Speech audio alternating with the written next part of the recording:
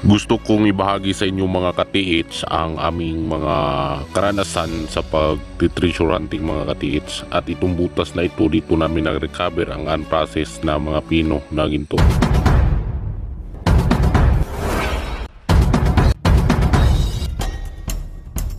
Magandang araw mga katiits, at kumusta kayong lahat at happy hunting sa inyong lahat mga ka-treasure hunters dyan Mindanao, Luzon, Visayas at saan man kayo lupalok mga katiits, at sana ay mag-ingat kayo. At ito ang aking ibahagi na karanasan sa paghukay ng mga Yamashita na ibinao noong World War II mga katiits. At ito nga ay inirecover namin ang enclosed tunnel mga katiits na posibleng ginawa ng mga Hapon noon, at dito ay binaon nila ang kanilang bunker site na mga gold bar mga katiits. At dahil din sa kanyang mga mga nature na napakadaming kawayan sa itaas dyan ay malaki talaga ang potensyal na 100% o 99% ay mayroon tunnel doon mga katiits, dahil pag may bamboo tree ay yun ang magandang pagbaunan ng mga tunnel o di kaya butasan gawa ng mga tunnel mga katiits, dahil hindi yun nagbabar down, dahil ang gamot ng kawayan ay yun ang malakas na kumakapit sa lupa at hindi madaling madadahili mga katiits. At ito ay nakuha namin ito sa isang bato na katiits, para siyang hinati na bato at tinaklap, at doon ay isa ito sa andoon sa gilid ng pangpang, at mayroon din siyang sa kabila ay mayroong baliti tree, at mayroong isang bato na nakapointing doon sa kanya sa itaas mga katiits. At doon nga ay ginamitan ng metal detector na 60 feet ang kaya niyang abutin mga katiits, o mga tunnel kaya niyang i-detect mga katiits, dahil yung detector na iyon ay doon din yon binili sa Bourbon mga katiits, at meron ding kamahalan yon mga katiits. At ito din mga katiits, ganyan, yan yung mga site na aming nadaanan noon mga katiits, gusto kong ibahagi sa inyo. At yung mga batong yan ay napakasulido niyan mga katiits, at mahirap magpatuloy pag nakasalubong mo yung mga ganun kalaking bato na harang mga katiits. At di talaga natin maiiwasan mga katiits na kadalasan sa ating spot ay wala mga katiits, walang laman o di kaya decoy. Ganyan din ako noon mga katiits, at minsan ay meron din namang kaunti na mga nakukuha mga katiits, dahil mayroong kadalasan natin na encounter ay yung mga unprocessed na ginto mga katiits. Yun ay kailangan ng mercury yun para mahalo, at yung gold ay mo sa kabila mga katiits, at magtitipok yun pag meron kang mercury mga katiits.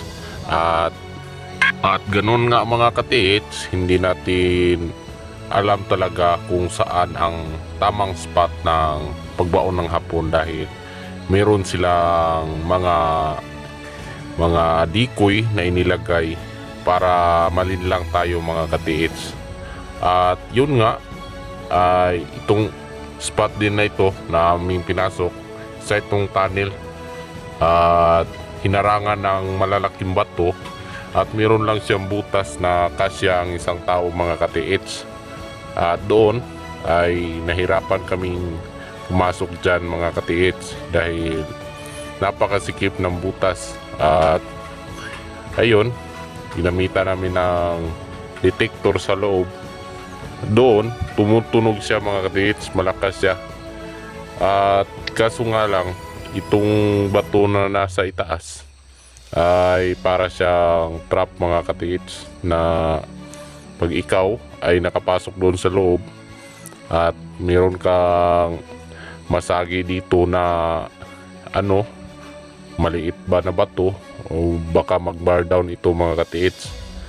Ganyan kahirap ang mga tunnel ng Hapon pag yung pinasok mga katiits, hindi basta-basta.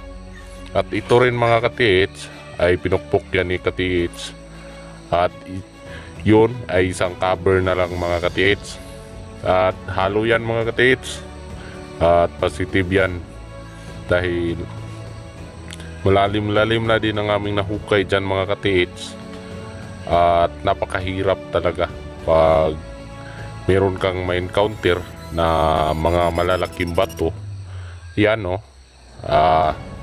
halo na yan, last cover na yan na isang tunnel ng Hapon, at posibleng andoon sa loob mga katiits. At always positive lang talaga mga katiits.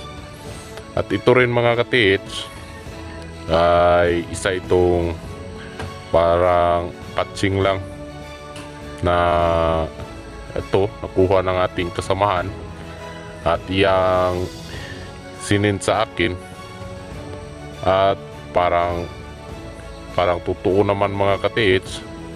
Kung totoo man ito ay napakaganda talaga, at ito ay quick deposit. Ganyan yung mga madali lang kukunin mga katiits, at hindi mahirap kunin. At meron din kayong ma-encounter na ganyan mga katiits sa inyong mga spot, digging spot, ay wag nyong basta-basta itapon mga katiits, dahil pag tinapon mo ganyan, akala mo isang ordinary na bato lang mga katiits. Ganyan talaga yung pagbaon ng mga Hapon yung inahantulad nila sa nature, na pagkakita mo ay para siyang bato mga katiits na nature lang. At yun na pala yung ginto mga katiits na kanilang ibinaon, o tinatawag nating quick deposit. Yun yung madaling hanapin na hindi mahirap hukayin, dahil yun nga, madali lang siyang hukayin dahil ayun, cover lang ng simento na isang patching na ginamitan nila ng chemical, o di kaya ng itlog ng manok, ganun. Yung itlog din ng manok mga katiits, yun yung nagpapatigas ng mga lupa, o hinihalo nila sa kanilang simento, dahil pag yung itlog ng manok ay tumigas at hinalo sa lupa, ay hindi basta-basta pag yun ay tumigas mga katiits. Ganyan nga mga katiits, ay napaka-jackpot talaga pag ibinigay na talaga sa iyo ng nagmamayari dyan, ay yun na talaga mga katiits, jackpot ka na talaga. Kaya akala niya ay isang gold bar yan mga katiits, dahil sinabi niya sa akin akala niya ay isang gold bar, dahil yung hugis kasi mga katiits ay isang bar na naka yun lang pala mga katiits, merong palaman doon, quick deposit. At yun nga, ang kamahalan din ng ginto ngayon ay 4,000 per gram mga katiits. Depende din sa mga buyer ng mga ginto, ay yun. At maganda ding mag-invest ng ginto mga katiits, dahil habang tumatagal ay lalong nagmamahal mga katiits ang per gram ng ginto. Nag isa kang treasure hunter mga katiits, ay always think positive lang talaga mga katiits. At dahil alam naman natin na hindi talaga totoong spot o naghanap tayo ng mga walang kasiguraduhan mga katiits. Dahil alam naman natin hindi lahat ng tinuturo ng locator, detector, metal detector, kahit gaano pa yan kamahal mga katiits, ay hindi talaga natin masisigurado na tama ang spot dahil sa mga decoy na ibinao ng mga Hapon. Kahit na nga ang mga Amerikano mga katiits ay pumunta na rin sila sa Pilipinas noon at naghukay at hinahanap din nila yung mga bunker ng mga Hapon noon para makuha nila yung mga ginto na ibinaon nila dito sa Pilipinas. Yun nga ay nagkakamali din sila mga katiits dahil hindi talaga lahat ng nagde-detect ng sa metal ay positive, dahil mayroong mga bato na may mga minerals na maliliit na mga gold o lupa na mga mineral, yun yung dinidetect ng metal detector. Kaya pag isa kang treasure hunter, alam mo na yan mga katiits, always think positive at huwag masyadong umasa talaga. Pag ganon, umasa ka sa pagti-treasure hunting mga katiits at walang kabuluhan yung at yun nga, kailangan mo din ng mga extra na hanap buhay dahil minsan ay wala talaga. Kahit ganyan din ako noon mga katiits at malalim na yung hukay namin at meron din kaming mga financer na tumutulong sa amin at yun nga, hindi lahat ng spot ay tama at sayang lang yung mga finance. So ganun talaga pag sumusuporta ka sa pag-treasure hunting. Pero kapag nagka-jackpot mga katiits ay dubli-dubli din mga katiits, paldo-paldo din. At yun lang mga katiits. At ganyan sayang quick deposit.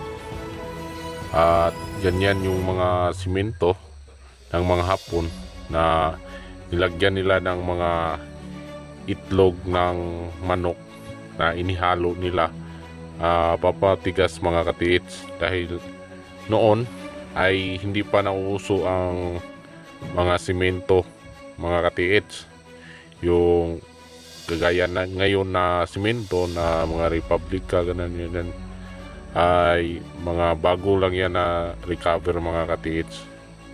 At alam naman natin yung mga China ay mayroon ding mga kaalaman at mayroon ding mga engineer na tumutulong pagbaon ng mga kayamanan noon.